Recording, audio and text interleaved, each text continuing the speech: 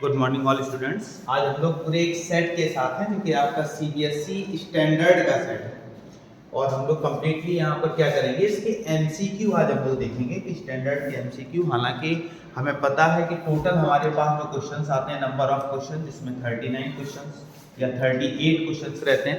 ठीक, अब 38 क्वेश्चन में होता क्या है, आपके पास जो एमसीक्यू होते हैं वो आपके पास 20 होते हैं। ठीक है ना।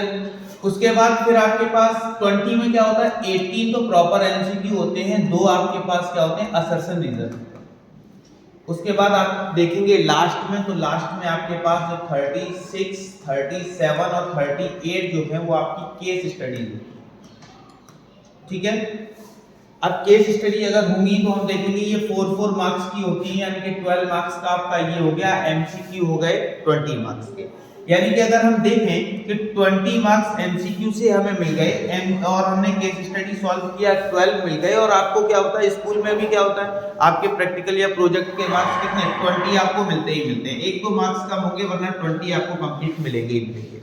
तो आप यहाँ पे देखेंगे कि टोटल आपके पास जो बन रहा है वो कितना बन रहा है बेटा, 52 बन रहा है। अगर आपने केवल एमसीक्यू और केस स्टडी सही करते हैं तो आप देखते हैं 52 मार्क्स आपके आ गए।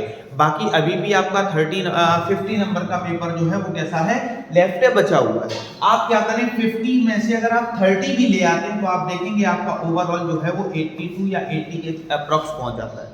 यानी कि हमें ज्यादा मेहनत करने की जरूरत नहीं है, केवल अगर हम एमसीक्यू केस स्टडी सही करते हैं तब हम 52 पहुंच रहे हैं, और हम फिर बीच में भी सही करने लगे तो और बेटर कर सकते हैं। तो इसलिए हमें क्या करना पड़ेगा, अपने एमसीक्यू को जल्दी करना पड़ेगा। क्योंकि हमें होता क्या, कई एक बच्चे क्या करते हैं कि पता चला पहले उन्होंने एमसीक्यू अटेम्प्ट किए, एमसीक्यू में इतना समय लगा दिया कि पता चला लास्ट में लॉन्ग उनका छूट गया, यानी कि जो 5 नंबर का क्वेश्चन होना था, सिंपल होना था, उसको छोड़ दिया। तो इस वजह से एमसीक्यू को हम लोग बहुत सिंपल वे से देखेंगे और कोशिश करेंगे 10 से 15 मिनट में एमसीक्यू जो हमारे 20 हो वो कंप्लीट हो जाए।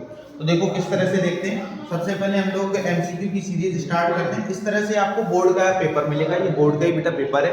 सेट नंबर आपका 3 दिया गया है। बोर्ड के पेपर में क्या होता है, हिंदी इंग्लिश दोनों में आपका रहेगा सीबीएसई बोर्ड। तो सबसे पहले हमने देखा कि ये हमारे पास हिंदी इंग्लिश दोनों में है, और यहाँ से हम स्टार्ट करेंगे। ये हमारे इंस्ट्रक्शंस थे, और इंस्ट्रक्शन के बाद ये हमारे पास हिंदी मीडियम वाला हो गया, और इंग्लिश मीडियम की बात करें तो ये हमारे पास क्या है, इंग्लिश मीडियम। ठीक है। एमसीक्यू क्वेश्चंस है हमारे पास, और बहुत सिंपल तरीके से हम लोग देखेंगे। अगर हम देखेंगे इसमें बहुत सारी चीजें आपको दिख रही हैं, जैसे आपसे कह रहा है कि curve surface area of cylinder, cylinder का जो curve surface area and height, यानी कि हाइट आपको गिवन है और कर्व सरफेस एरिया यानी कि सीएसए आपको गिवन है। तो हमसे कह रहा है कि ठीक है, उसके बाद हमें क्या करना है, केवल रेडियस निकालनी है। केवल क्या निकालना है, रेडियस निकालना है। तो सिंपल है, सबसे पहले आपको फार्मूला पता होना चाहिए किसका, curve surface area of cylinder का। तो आपने देखा curve surface area of cylinder का फार्मूला क्या होता है, 2 पाई आर एच। उसके बाद कितना गिवन है, 94 पॉइंट आपने लिख दिया। अब उसके बाद आपने देखा कि आप क्या करेंगे, सिंपल सा तरीका है सॉल्व करने के लिए। तो सिंपल से तरीके में क्या किया, 2, वो कह रहा था पाई की वैल्यू, तो पाई की वैल्यू कह रहा था 3.14 रखिए। तो आपने क्या किया, पाई की वैल्यू को 3.14 रखा। रेडियस आपको पता नहीं लेकिन हाइट पता है, हाइट कितनी दी गई थी, 5 सेंटीमीटर। तो आपने यहाँ पे 5 रखा, और यहाँ जैसा था 94.2 वैसा रहने दिया। Any doubt. उसके बाद क्या करेंगे, इस 2 का मल्टीप्लाई इसके साथ हुआ, 5 2 हो गया 10, और 10 का मल्टीप्लाई 3.14 के साथ करेंगे, देखेंगे 31.4 आर, और इक्वल में हमारे पास कितना हो जाएगा, 94.2। इसको नीचे भेजेंगे तो रेडियस जब हम लोग फाइंड करेंगे तो रेडियस बेटा कितनी आ जाएगी, 94.2, और अपॉन में कितना हो जाएगा, 31.4। देखा, पॉइंट से पॉइंट कैंसिल, इससे ये कैंसिल करेंगे कितने टाइम, 3 टाइम जाएगा, तो हमारी जो रेडियस हो जाएगी वो कितनी हो जाएगी, 3 सेंटीमीटर। हम लोग बात करते हैं क्वेश्चन नंबर सेकंड की। तो सेकंड नंबर क्वेश्चन में क्या है, एक बार फिर से ध्यान देंगे। सेकंड वाले में हमसे मॉडल क्लास पूछ रहा था कि भाई मॉडल क्लास कितनी होगी, वो भी किसकी, तो कह रहा था इसकी सबसे मॉडल क्लास। तो हमने देखा सबसे हाईएस्ट फ्रीक्वेंसी कितनी है, 80 है, और 80 लेस देन 60 कह रहा था, तो लेस देन 60 कितना हो जाएगा, 50 to 60 हो जाएगा। नेक्स्ट आगे अगर हम लोग बढ़े, नेक्स्ट क्वेश्चन देखेंगे। तो नेक्स्ट वाले में क्या कर रहा था, फिर से हमें वॉल्यूम सरफेस एरिया। तो सबसे पहले हम देख रहे हैं कि 2 क्वेश्चन स्टार्टिंग में वॉल्यूम सरफेस एरिया के मिल गए। तो आप खुद समझ सकते हैं कि वॉल्यूम सरफेस एरिया आपके पास कितना इंपॉर्टेंट चैप्टर है, तो आप उसको सबसे ज्यादा ध्यान देंगे। अगले में कह रहा है एरिया ऑफ मेटल शीट, एक मेटल शीट है, required to make a close hollow cylindrical of height, फिर से हाइट गिवन है, बेस ऑफ रेडियस गिवन है, आपसे एरिया पूछ रहा है। प्रॉब्लम हमें क्या होती है, सबसे ज्यादा प्रॉब्लम यही होती है, हमें यही नहीं पता होता कि बेटा आपको सीएसए निकालना है या फिर टीएसए निकालना है। आप कहते हैं कर्व सरफेस एरिया निकालना है, टोटल सरफेस एरिया निकालना है, आज तक पता ही नहीं चला। क्यों? क्योंकि केवल वो एरिया कह रहा था, हमें कैसे पता चलेगा भाई यहाँ सीएसए निकालेंगे या टीएसए। तो एक छोटा सा तरीका देखिएगा, टीएसए और सीएसए का मतलब क्या होता है। टीएसए का मतलब होता है, एक सिंपल वे में अगर देखें, या सीएसए का मतलब देखें तो सीएसए को बोलते हैं केवल कर्व सरफेस एरिया। या आप एक रूम को ले लीजिए, आपसे क्या कहा गया, एक रूम को पेंट करना है, तो आपसे कहा गया एक रूम को पेंट करना है, तो आप क्या करेंगे, रूम के इंटरनल पार्ट को पेंट करेंगे। कोई आपसे ये नहीं कहता कि रूम के पीछे वाली दीवार को भी पेंट करना है। जब हमसे कहता है केवल इंटरनल पार्ट की, यानी कि केवल एक लेयर की बात करें, जैसे आप क्या करते हैं, कोई कपड़ा खरीदने गए, आपसे कहा गया कि ये क्लॉथ है, 30 मीटर क्लॉथ है, आपको क्या करना है, मेजर करना है। आप क्या करते हैं, अपना मीटर स्केल लेते हैं, 30 मीटर एक तरफ से काउंट करते हैं। ऐसा तो नहीं है कि 15 मीटर इस तरफ से काउंट करें, फिर स्केल को पलट के 15 मीटर उधर से काउंट करें और आपको दे दें, तो आप कहेंगे वो हमारा 15 मीटर क्लॉथ हुआ। ऐसा नहीं है। जब हम वन साइड मेजर करते हैं तो वहां पर हम लोग क्या निकालते हैं, सीएसए, और जब इंटरनल प्लस एक्सटर्नल दोनों काउंट कर लेते हैं तो वहां पर क्या होता है, टीएसए। अब यहाँ पे हमसे कह रहा था हमारे पास क्या एक मेटल शीट है, तो मेटल शीट में क्या होगा, मेटल शीट हम एक तरफ से काउंट करेंगे। सपोज यही हमारे पास जो बोर्ड लगा हुआ है ये एक मेटल शीट है, अगर हम इसको मेजर करना है तो हम अपना मीटर स्केल ऐसे रखेंगे, मेजर करते हुए चले जाएंगे, यहाँ से यहाँ तक 10 मीटर हुआ। तो यही अगर फोल्ड करके सिलेंडर बनाया जा रहा है, तो इसी को फोल्ड करके अगर सिलेंडर बनाया गया तो हम कह सकते हैं कि हमें क्या निकालना है यहाँ पर, सीएसए। तो सीएसए हमें निकालना था, सीएसए वो भी किसका, सिलेंडर का। तो सिलेंडर का सीएसए होता है 2 पाई आरएच, बस वैल्यू पुट अप करनी है। हमने देखा बेटा 2 पाई की वैल्यू, तो पाई की वैल्यू डिपेंड करती है कि क्या वैल्यू रखें। तो हमने देखा रेडियस 0.7 है, क्योंकि पाई की वैल्यू बेटा होती है 22/7 या फिर 3.14। याद रखेंगे अगर कोई डिजिट रेडियस या हाइट में ऐसी है जो 7 से डिविजिबल है तो आप 22/7 रखेंगे, अगर 7 से डिविजिबल ना हो तो आप 22/7 ना रखकर 3.14 रखेंगे, जिससे आपकी कैलकुलेशन आसान हो जाए। फिर आपने देखा रेडियस कितनी थी, तो रेडियस आपसे कह रहा था 0.7 और हाइट कितनी है, तो हाइट हमसे कह रहा था 2.4। तो आपने देखा यहाँ से पॉइंट हटाएंगे, नीचे 0 बढ़ेगा, आप देखेंगे फिर से पॉइंट आया, एक और 0 बढ़ गया, 7 से 7 क्या हो गया, कैंसिल हो गया। फिर आप देखेंगे कि मल्टीप्लाई अगर करवाते हैं तो मल्टीप्लाई करने पर कितना होगा, ये हो गया 44, 22 2 44, इनटू में 24 और अपॉन में कितना हो गया 100। अब अगर हम मल्टीप्लाई करवाएं डिवाइड दें इतनी देर में तो 4 लोग आंसर निकाल देंगे। क्या करो, केवल पीछे पीछे वाले डिजिट का मल्टीप्लाई, कितना हुआ 4 4 या 16, इसका मतलब हमें वो डिजिट देखनी है जिसके पीछे 6 हो, तो इसके पीछे 6 है नहीं, ये हो नहीं सकता, ये हो नहीं सकता, ये हो नहीं सकता, रिजल्ट हमारा कितना हो जाएगा, ए हो जाएगा। आप क्या करेंगे, इसमें मल्टीप्लाई करके देख लेंगे। आगे बढ़ते हैं। उसके बाद नेक्स्ट की अगर हम लोग बात करें क्वेश्चन नंबर 4 की, बहुत ज्यादा सिंपल है। हमसे कह रहा है डिस्टेंस बिटवीन द पॉइंट इतना एंड इतना, हमें क्या करना है, डिस्टेंस निकालनी है। सिंपल तरीका, अगर हम सोचें कि भाई डिस्टेंस निकालें, डिस्टेंस फार्मूला लगाएं तो हो गया, इतना हमें करना ही नहीं। हमने देखा यहाँ 0 दिख रहा है, यहाँ ये दिख रहा है, फार्मूला माइंड में सेट हो, होता क्या वैसे x1 माइनस x2 कह दो या x2 माइनस x1 कह दो, बात एक ही होती है। तो आप 0 में से ये माइनस करेंगे, आपके पास रिजल्ट क्या रहेगा, यही रहेगा, ये रहेगा। होता क्या, उसका भी होल स्क्वायर होता, थोड़ा सा माइंड में सेट रखो। तो आप देखेंगे इसमें से ये माइनस किया, यही आया रूट के अंदर, यही आया और इसका स्क्वायर डायरेक्टली कर दीजिए। तो इसका जब स्क्वायर करेंगे बेटा 2 का स्क्वायर होता है 4 रूट 5 का स्क्वायर होता है 5, मल्टीप्लाई करवाया, देन आपने देखा 20, सेम ये और 0 का पेयर दिख रहा था, यानी कि ये भी कितना हो गया 20, तो रूट के अंदर 40। अब आपने देखा रूट के अंदर 40 आ रहा है, क्या किया जाए, सिंपल सा तरीका है, हमें तो रूट के अंदर 40 ऐसी कोई वैल्यू नहीं जो रूट के अंदर हो, लेकिन 4 हमें पता है रूट के बाहर आ सकता है, ये परफेक्ट स्क्वायर होता है किसका, 2 का। अगर 4 बाहर निकाल दें तो बचेगा कौन, 10, जो हमारा रिजल्ट होगा वही ऑप्शन ए नंबर क्या हो जाएगा, सही हो जाएगा। आगे बढ़ते हैं। आगे देखा जाए तो क्वेश्चन नेक्स्ट हमारे पास ये है, हमसे कह रहा था कि ये हमारे पास वैल्यू है और alpha square plus beta square की वैल्यू निकालनी है। इसमें आपके साथ बहुत ज्यादा धोखा हो सकता है, इसको ध्यान देना। क्या हो सकता है भाई, कई एक बार तो ऐसा हो रहा होता है कि इसके फैक्टर हो रहे हैं, आप देखो तो ऊपर ये फैक्टर हो रहा है, इसका मल्टीप्लाई आप इसके साथ करेंगे या तो क्या होगा, मल्टीप्लाई करने पर 2 आना चाहिए और माइनस करवाने पर 1 आना चाहिए। तो आपने इसके फैक्टर किए तो 2x² 2 1 या 2 होता है, तो माइनस में 2x लिख दिया और प्लस में ओनली x। इसमें से जैसे ही माइनस करेंगे केवल नेगेटिव x बचेगा और माइनस में कितना था 1। आपने दोनों में से 2x कॉमन लिया तो बेटा कितना बचेगा, x - 1 बचेगा। यहाँ प्लस का 1 कॉमन ले लीजिए, फैक्टर आपको इजी गोइंग करने हैं और इक्वल में 0, क्योंकि हमसे पूछ क्या रहा था, जीरोस पूछ रहा था, इसलिए इक्वल में 0 किया। इसके लिए मैंने एक वीडियो पहले से डाली हुई है, वो आप देख सकते हैं कि जीरोस और रूट्स में क्या डिफरेंस है या क्या समानता है, वो भी देख लेंगे। दोनों में सेम क्या था, तो बेटा मैंने देखा दोनों में x - 1 कॉमन लिया तो हमारे पास बचेगा 2x + 1 और इक्वल में 0। तो मैंने देखा x की वैल्यू बेटा आ जाएगी क्या, +1 और इसको अगर 0 करेंगे तो x की वैल्यू -1/2 आ जाएगी। अब यहाँ फैक्टर हो रहे थे तो सिंपल था, जो एक x की वैल्यू आई उसको आपने अल्फा कह दिया, एक x की वैल्यू आई उसको आपने बीटा कह दिया। आपसे कह रहा था अल्फा² + बीटा² निकालना है, तो आप 1 का स्क्वायर करेंगे 1 हो जाएगा प्लस बीटा, तो बीटा में देखा -1/2 है, स्क्वायर करेंगे तो 1/4, रिजल्ट देखेंगे 5/4। तो ऑप्शन नंबर बी आपका सही है। लेकिन कभी-कभी ऐसा होता है बेटा इसके फैक्टर नहीं हो रहे होते, तब क्या करेंगे, तो उसको भी थोड़ा सा ध्यान देंगे। तब हम लोग जो इक्वेशन दी गई थी, क्या दी गई थी, 2x² - x - 1, इसको कंपेयर करवा लेंगे ax² + bx + c से।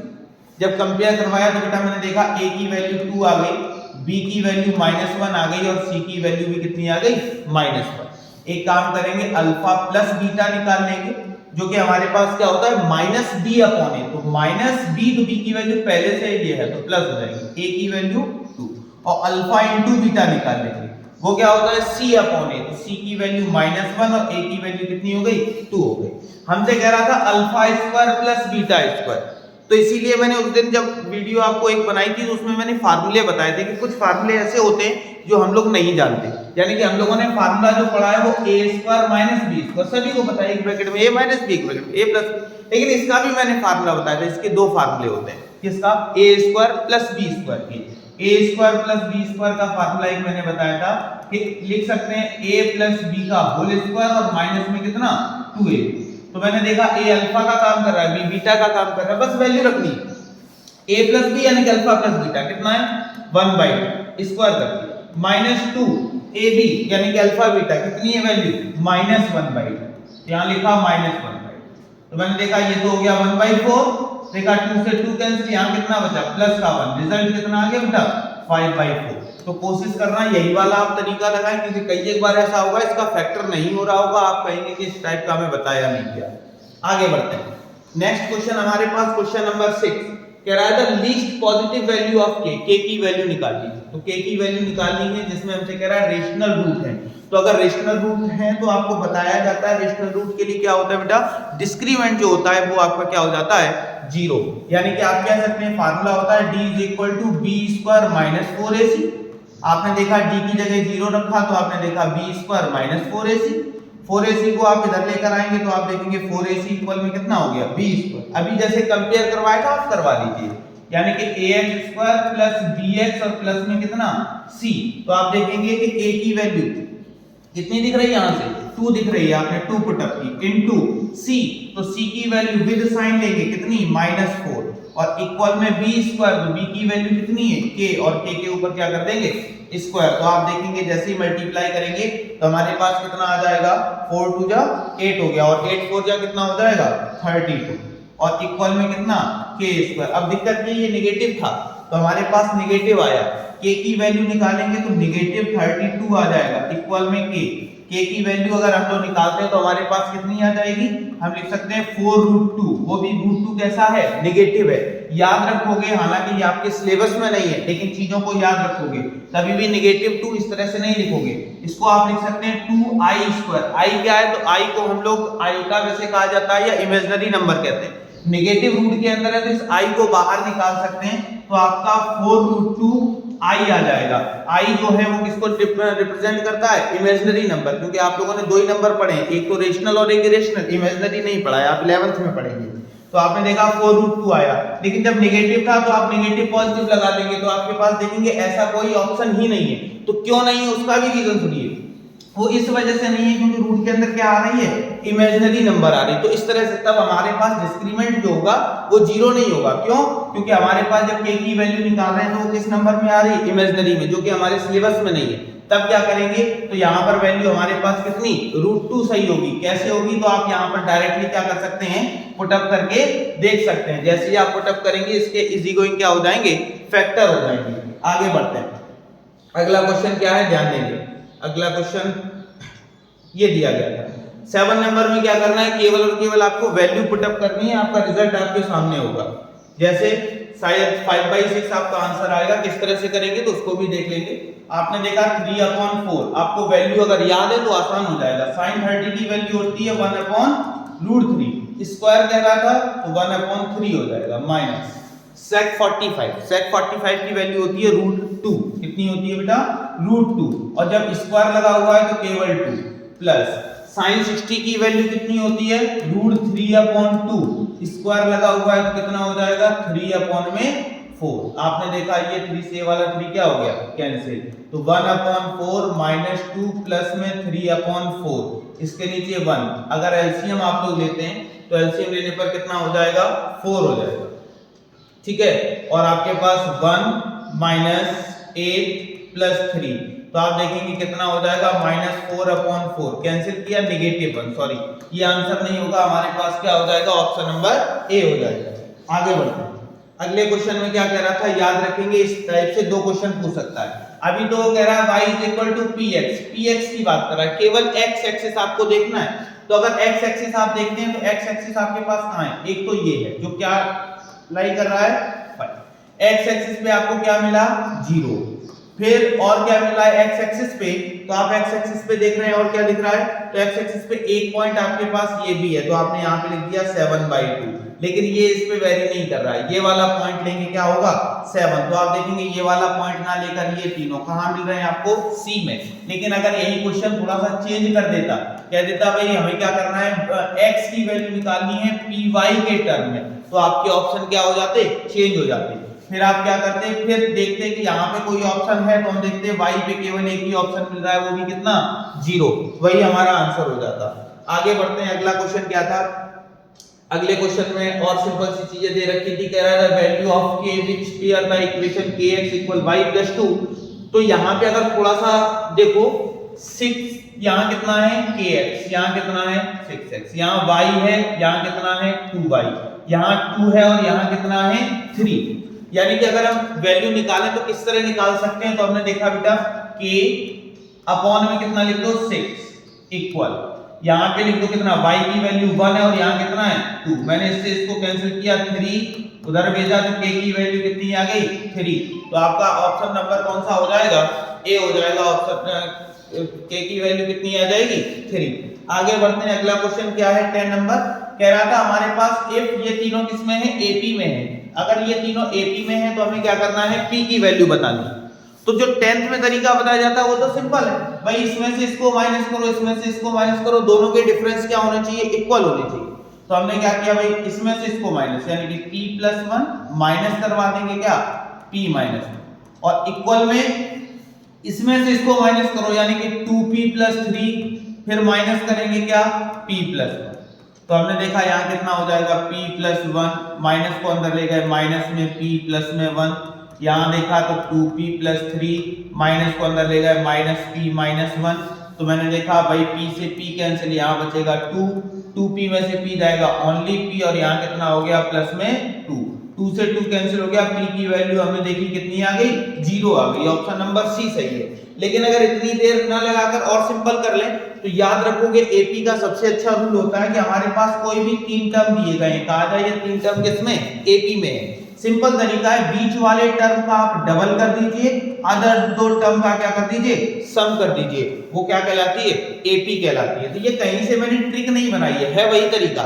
मैंने क्या किया भाई, सेकंड में से ये माइनस किया, तो यहाँ पे मैंने लिख दिया b-a, इक्वल किया, आपने c में से ये माइनस किया तो c-b हो गया। b और b एक तरफ कर लीजिए, b को जब एक तरफ लेकर आएंगे तो b नेगेटिव b था, पॉजिटिव b हो गया, a को उधर ट्रांसफर किया तो मैंने देखा एक तरीका बन गया 2b = c + a। डायरेक्टली आप क्या कर सकते हैं, इस एपी में अप्लाई कर सकते हैं। तो जैसे ही आपने अप्लाई किया भाई बीच वाले टर्म का क्या कर दीजिए डबल, तो इसका जैसे ही डबल करेंगे तो आप देखेंगे 2p + 1 हो गया इक्वल इन दोनों का क्या कर दीजिए सम, तो इन दोनों का सम, तो 2p + p कितना हो गया बेटा 3p, और 3 - 1 कितना हो जाएगा 2 हो जाएगा। इतनी बात समझ में आ गई। ठीक, मैंने क्या किया बीच वाले टर्म का डबल किया तो यहाँ 2 हो जाएगा। देखा 2 से ये वाला 2 क्या हो गया कैंसिल, 2p को उधर ले गए तो 0 इक्वल 3p - 2p, तो p की वैल्यू हमने देखी कितनी आ जाएगी 0, तो हमारे पास ऑप्शन नंबर क्या हो जाएगा सी सही हो जाएगा। ये वाला सेट आपको नीचे मिल जाएगा, इसे जब आप वीडियो देखेंगे तो ये पूरा सेट आपको मिलेगा। 10 MCQ मैंने करवाए हैं और 10 MCQ आपको करने हैं 20 MCQ के बाद, फिर ये वाला सेट हम लोग आगे कंटिन्यू करेंगे और कोशिश करेंगे कि ये पूरा सेट, इसमें केस स्टडी मेन है। जैसा मैंने बताया कि अगर आपको परसेंटेज इंक्रीज करना है तो आपका MCQ एक भी गलत नहीं होना चाहिए, तो उसके लिए हम लोग देखेंगे MCQ पे खासकर ध्यान देंगे। इस तरह से हमारे असर्शन रीजन होते हैं जो कि जरूर कैलकुलेट करके देखें, हो सकता है ये कभी कभी बिल्कुल सही भी होते हैं और कभी कभी क्या होता है कैलकुलेट करने पर क्या आ जाती है वैल्यू गलत आ जाती है, तो उसको भी देखेंगे। बाकी हम लोग नेक्स्ट वीडियो में मिलेंगे।